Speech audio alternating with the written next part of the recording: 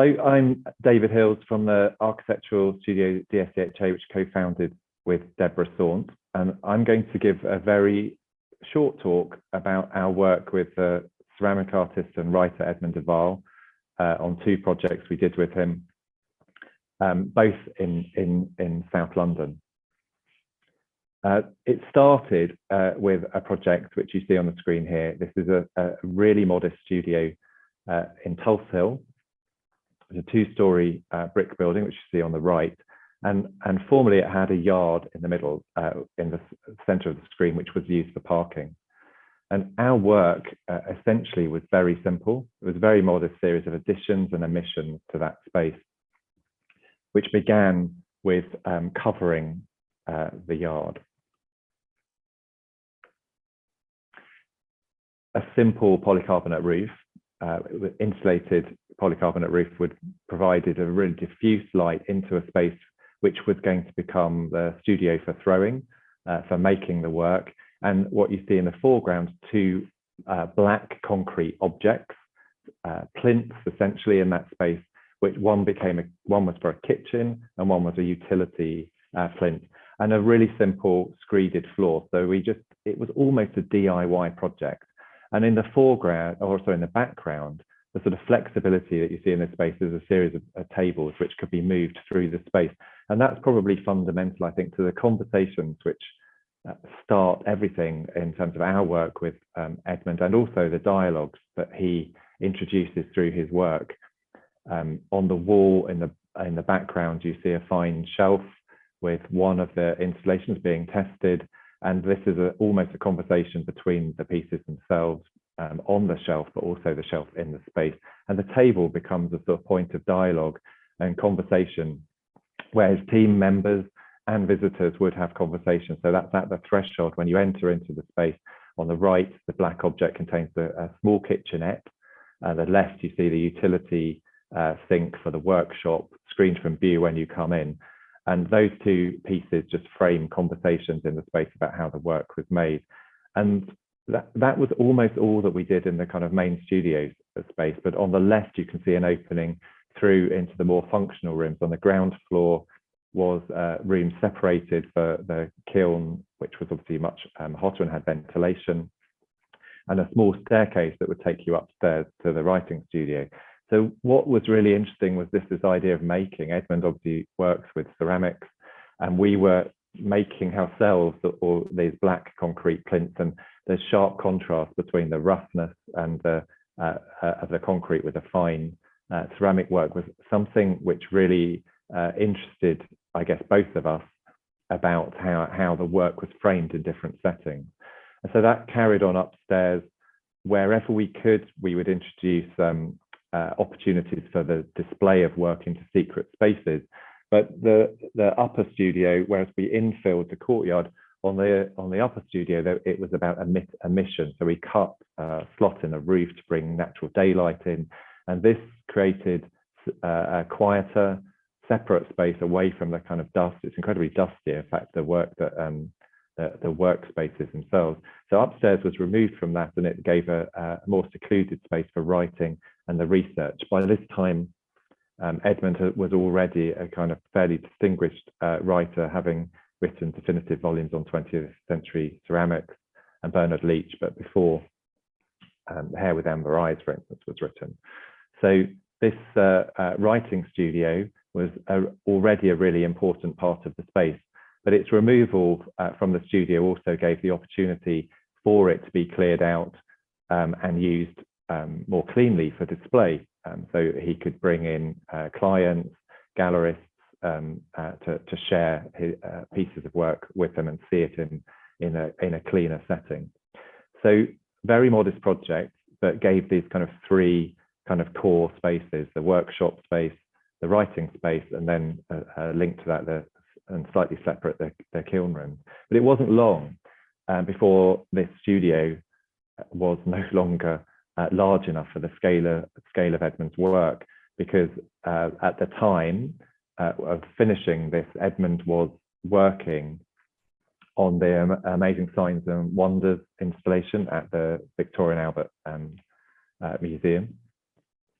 That piece, what you see in, which is up in the dome in the entrance hall, if you haven't visited it, it's a red powder coated aluminium channel, which is 11.5 meters in diameter or 35 meters circumference. It has over 400 pieces of ceramic, glazed ceramics, in the channel. So that studio that we were in Tulse Hill was being used to try and mock up this piece, but obviously couldn't give the scale of perspective that was necessary to really understand how the work would be perceived. And so Edmund started looking for more space, and we were having conversations about the narrative of his work and how historically, and one of the things I used to love was just a lot of the work was hidden. It wasn't about being on show. So you would discover work either in cabinets or in joinery in existing spaces. And increasingly, the dialogue between the work and the physical environment it was in would make you question or explore the architecture, not only about the history of the spaces, implicit or implied histories, but in these images you see seams of ceramics in the ground or above. So you start to look above you, you explore and think about spaces beyond the room that you're in, or just this idea of buried things in the ground. The idea of cargoes and histories were these fascinating ways of unfolding conversations about spaces that we design. And Edmund was in this amazing situation where he was designing installations which would also be reinterpreted. So from this kind of theme or line of work in Kettle's Yard in Cambridge at pavement level, almost like literally laying on the ground in a very vulnerable position, would then be re-exhibited in Mima, completely different environment, and seen at high level as a horizon. So the sort of exploration of reinterpretation was something which was happening, as well as very bespoke pieces in dialogue with historic settings, which we really thought was an important component of designing a studio, which would allow you to recompose the work and consider how it would be experienced. So we began first looking at a project together, which was called 5 Ways of Standing Up. This was a series of 5 pavilions, which were to be built on 5 different scales in relationship to the kind of dimensions, actually in relation to the dimensions of Edmund's height and arm width. So that within each of those 5 pavilions, they'd have 5 openings and 5 scales to give 5 almost emotional responses to containment, but 5 openings to relate to different views within any particular setting. And within each of them, a different scene of porcelain was embedded. This was testing the installation in the forecourt, for instance, of Somerset House, with the idea of the clerestory to take you up, so it was relatively high as an environment, and then a more compressed experience to take you in and reveal something which might be buried in the ground. At Somerset House, for instance, there are these incredible vaults below the pavement going down onto the river. And so this was a way of us just beginning the conversation about different environments that might be really enjoyable in the space itself. When Edmund found his current studio, which we worked on together, which is in West Norwood, a really unprepossessing site. And anonymity is something perhaps is really quite good for an artist to work in. It's a private activity in many ways. And he found this old workshop, which had been a munitions factory, in a very sort of small industrial business park next to a bus depot. There's a printers in the foreground and fairly anonymous uses, and you can see the for sale sign at the back with a 2-story brick element, and there's actually a large workshop beyond it. So this workshop had been used as a munitions factory, slightly suspect, but had, again, incredible narratives and histories that were used in there. And the 2 old men who were now retiring had this workshop space, which was much bigger. It was 900 square meters. So it was a huge space compared to where Edmund was worked before, but it gave the opportunity to explore how he could make and to subdivide this space into something which could provide, I guess, a studio for making, but also something which could provide the opportunity to test his work in a very different scale. So we began looking at the projects with him, and the drawings basically took on a narrative of two parts. There is a simple entrance, which you come into, and from that entrance, it was going to be important to have a direct route through to the main gallery space or studio space, but also have a view to a series of linked smaller spaces, which would particularly introduce the idea of writing and research, which was a foundation to all of Edmund's work. From the studio, main studio space, there was then a series of cuts and openings which would reveal the journeys through to other smaller display spaces, but also the practical spaces for throwing, glazing, and firing work. And so the main double height space exists, and we inserted a wall towards the rear of the space, which would then separate off a mezzanine studio and glazing area, an archive space, and a separate kiln room. The way of working for us had been evolved through a series of projects. We were also working with a jeweler called Alex Monroe. And this process of trying to work with the artist or maker about navigating how they could both provide an enjoyable workspace for a team of people to come together, but also areas of focus, was an exercise which we found really interesting on this project, which is a micro project in comparison.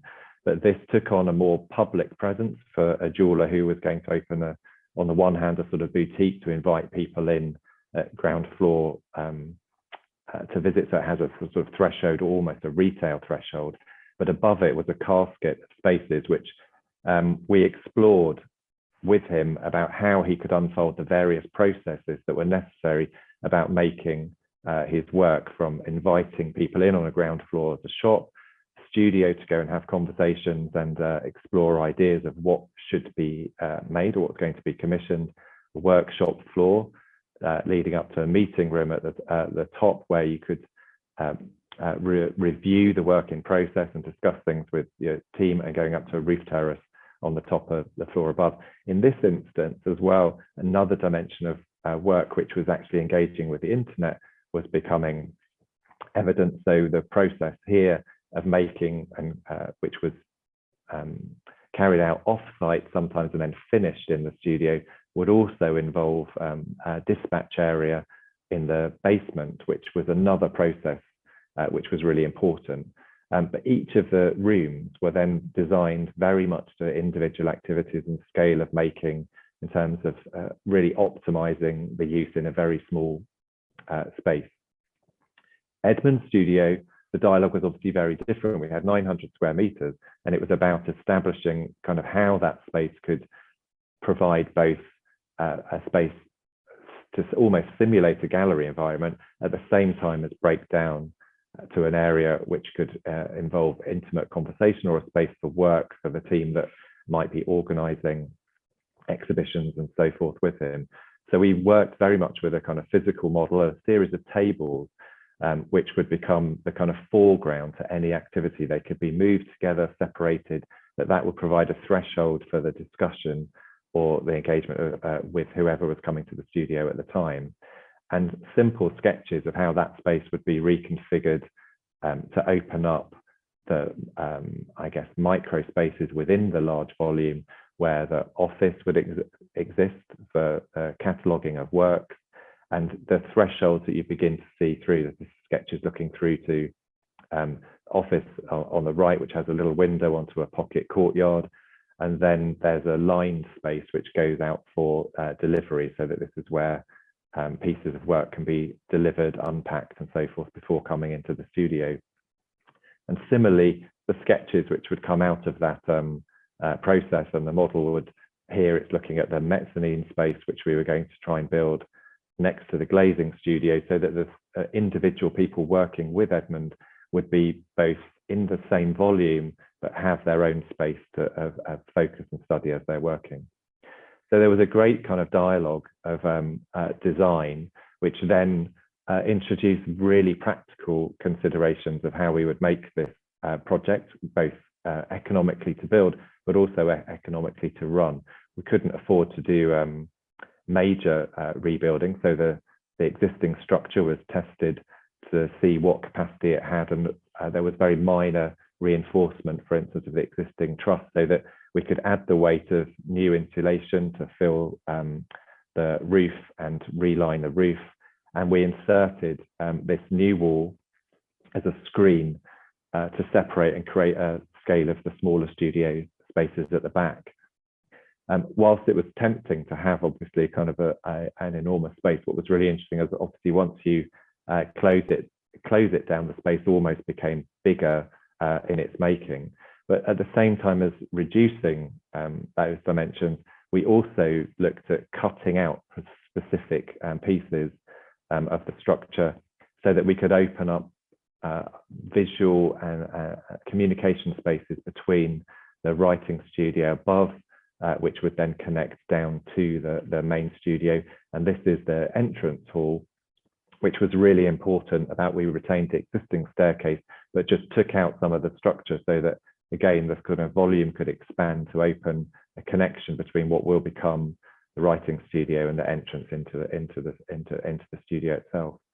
By the time we'd finished, you couldn't really see much that we'd done, which was part of the process of this project. The two windows on the first floor, you'll see they have slightly opaque glass, translucent glass, to diffuse the light going in. But beyond that, we kept the building as anonymous as possible. But on entering, you'll now see the existing brick walls of that main workshop space retained and modified on the right-hand side. The main volume is now has a lining of white plasterboard walls to provide wall surfaces for display. But you'll see the sort of functionality as you come in. The first table sits there to invite people to sit down. But on the left, this was as soon as Edmund moved into the studio, there were crates being delivered with the installation for quite a major piece called Atmosphere which was going to be installed in Margate.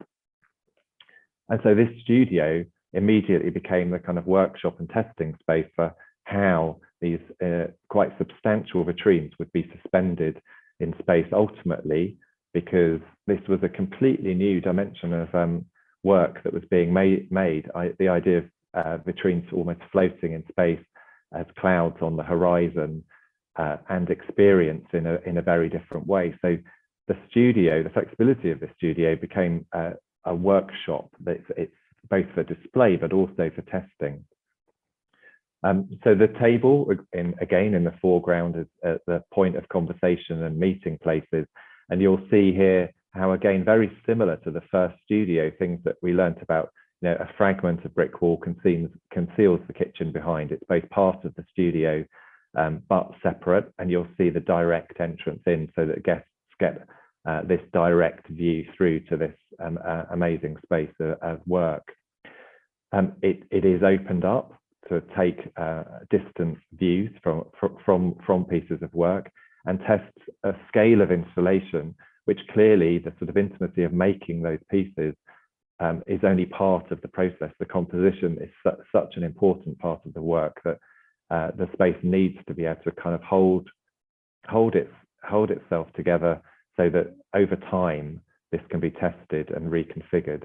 It can be photographed. It's obviously a photography studio. At the time, we worked with one of Edmund's gallery to make sure that the flexibility of the studio would allow gallery lighting conditions as well to fill the room. So the polycarbonate lining to the roof light, which we ran all the way through, kept the same diffuse light. We've really enjoyed that idea of natural daylight coming in to model the surface of the artwork, but equally it needs to mirror gallery conditions as well.